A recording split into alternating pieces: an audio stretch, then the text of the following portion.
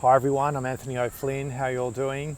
I'm down in Caloundra today. I'm getting my car serviced, so thought I'd make a video. Just found out I'm getting new air filter, new windscreen wipers, new pollen filter, so it's all very exciting.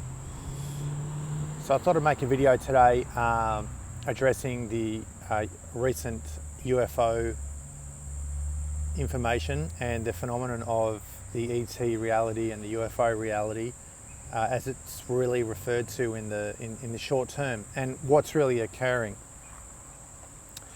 So regarding the objects that were shot down over US airspace by the US military recently,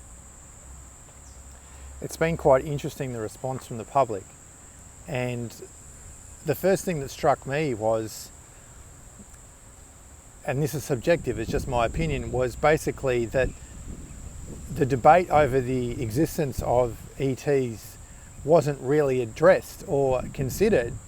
And by that I mean that it seems to be a given by the general population now that the ET reality is integrated into the belief system of the collective, which I found very interesting because it shows that that's a major step forward towards disclosure, towards open contact, and towards the human collective shifting into a higher state of consciousness. So all of those things, and again, this is just my take on it, was very interesting to see that the whole concept in that sphere of belief systems of the existence of ETs, UFOs, other beings, was not really debated.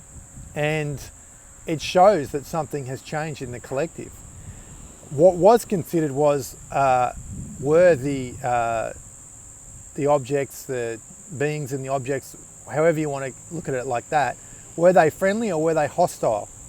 And that's really becoming more of a point of contention in the debate and the conversation around this phenomenon is, are the ETs benevolent or malevolent? And that's a very complex topic. And also really people starting to become afraid, the mass is becoming afraid, and at the same time a lot of the people who have been engaged in the UFO community thought the whole thing was something of a hoax, possibly a distraction from what's really going on. Many of these ops are run exactly at the time when they want to distract you from some of the key events that are occurring that are of significance, perhaps in this case such as the events that are unfolding in Ohio with the vinyl chloride issue there, and the whole contamination of the ecosystem and the rivers and the lakes, and the rivers and the wildlife and so on. So amazing to think that there's been such a huge catastrophe there, and at the same time Joe Biden's visiting Ukraine and not visiting this area that really is devastated in many levels, and we don't know what the fallout will be of this in the medium to long term. And I mean, even Trump has been there, so it's makes a mockery of the actual official role of being the US president. So just ignore that blatantly, which shows you something of what's really a priority in their own agenda. But this phenomenon of the ET reality, there's three key components for this as we move forward into what some people regard as becoming a tier 1 planet, where we have this open contact with extraterrestrials, and the UFOs is really just a vehicle for them. There's a lot of debate as to whether they are moving through the solar system, moving through different dimensions, all these sorts of things. That's another topic for another time, but it is relevant. I think the main point to consider at this where we are now is, what's the agenda of the three-letter agencies, of the government itself? What's really occurred now is soft disclosure, and it can be argued that official disclosure has already occurred. We saw that a few years ago. The government, the Department of Defence released images and video footage of what they referred to as unidentified flying objects. Now, the key word in this actually is unidentified, because just because it's unidentified doesn't mean it's of extraterrestrial origin, doesn't mean that they're aliens, ETs. It simply means that it's unidentified. So what does that mean? It's just basically ambivalent. It is unclassified. It lacks any definition in this way. But having said that, because this has been an official announcement some years ago now, actually, footage is available to see, it could be argued that we're living in a post-disclosure world now. So I don't think that that's made a huge difference in terms of the official narrative. But what I do think it's made a difference in is that there has been a long, slow build-up of slow disclosure that's been going on for decades. And this, it appears in my view, as what has happened in these recent events, is that this has been a quantum leap now, but because the debate as to whether they exist or not is basically non-existent in the conversation around this, that is of significance in itself. So we have basically this, what I call this triad of these three inputs into this equation of the phenomenon. And you're going to see this become more and more mainstream, more and more debate, more and more soft disclosure across this decade. And it will happen in drips, it'll happen in waves, and then it will die off, and then it will be reignited and so on.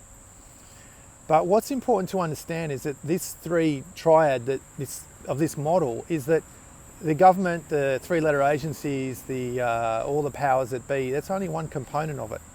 And the reality is that the second component is the most crucial, and that is of the ETs themselves, because they actually don't have the power, the agencies, the corporations, the government, to regulate this if they choose. They don't actually have the potential, the power. It's actually in the hands of the ETs themselves if they choose to disclose themselves publicly, visibly, en masse, which I don't think that that's going to happen any time in the short term, that's for sure, because the human collective is just not ready for that, And I think that there needs to be a huge change in consciousness before that happens. And that's really what the third component is the human collective itself. So we have the human collective, the ET and all the different races and from planets they're from and all that in that category, and then also the government, the three-letter agencies, all combining with the different inputs into this phenomenon. So it means that the human collective is perhaps the one that will be the most important as it plays out in real time, because it means that we are basically having the capacity to raise our consciousness to actually start to welcome extraterrestrials and the knowledge and the wisdom that they have to share with humanity. So whether this happens in 10, 20 years, 100 years, it's difficult to say. There's no time frame that's been determined. But we are moving into an age where the belief system of the collective has definitely shifted, and this will be reflected in the level of contact, the type of contact, and the whole spectrum of information and awareness around this topic will gradually increase, perhaps with sudden leaps. So obviously this phenomenon has triggered the whole conversation around Project Bluebeam and what that entails, and the posturing of the UFOs into ETs into a malevolent capacity, a malevolent context.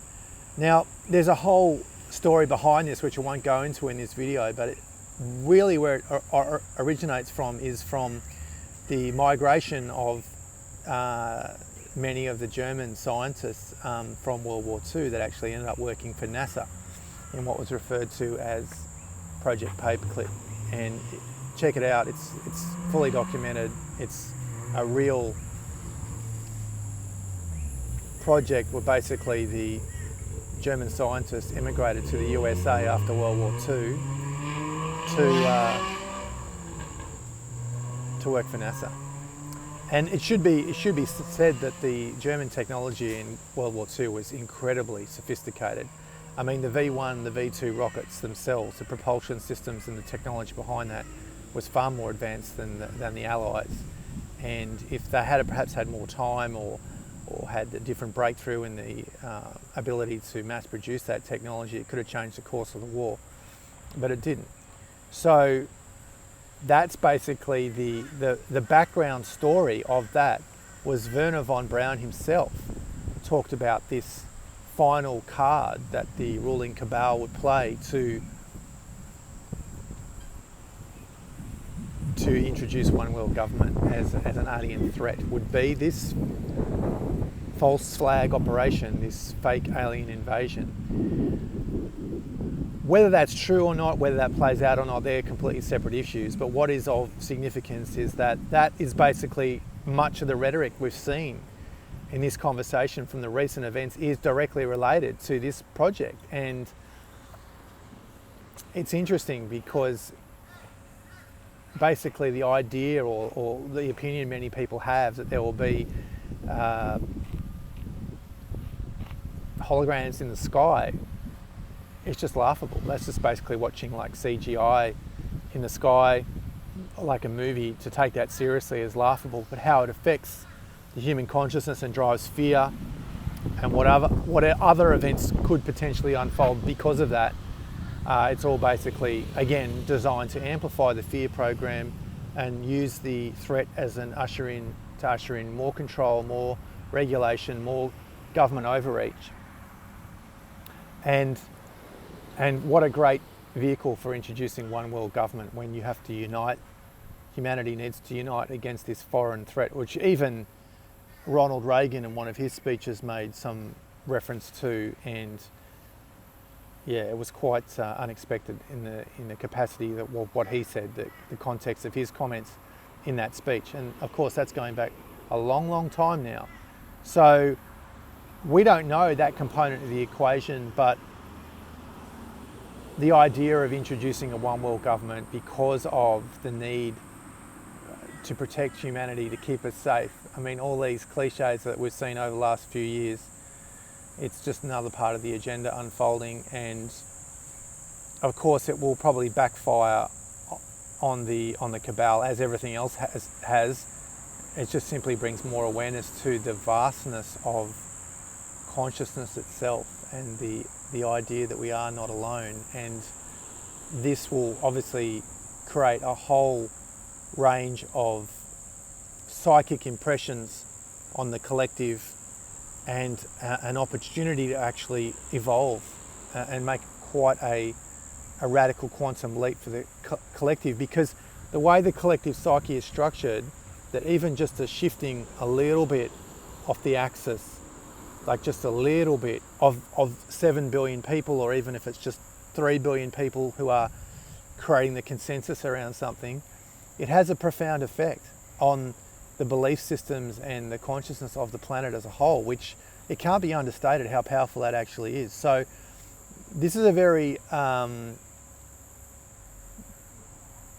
it's a very bold move if anything like this would occur, because it could trigger like a very deep spiritual understanding of our place in the galaxy, our place in the cosmos. It could actually seek to disperse some of the existential crisis that is, in my view, probably the greatest form of suffering on this planet, is basically because we don't know why we're here.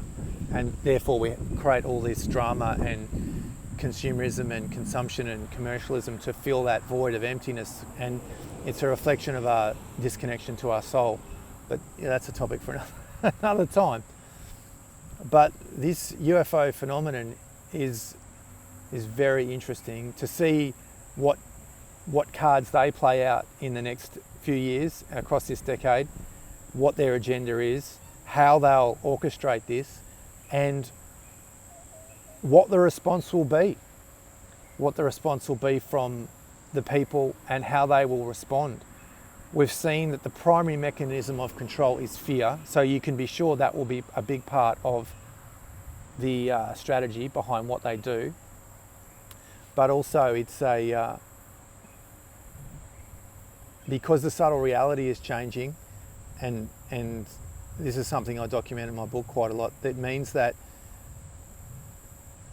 people are moving away from a state of fear, moving into higher states of consciousness more easily, and it also means that people are less controlled by fear. And that is a very, very powerful, empowered place to be for the souls who are leading this way into these states of higher consciousness, integrating the activation of the higher chakras, and won't be controlled by fear, which is ultimately in the mind itself. there is danger, but our experience of it is ultimately fear. And that's going to be one of our big lessons collectively moving forward through this decade, is to start to compartmentalize fear and to, here comes the bus,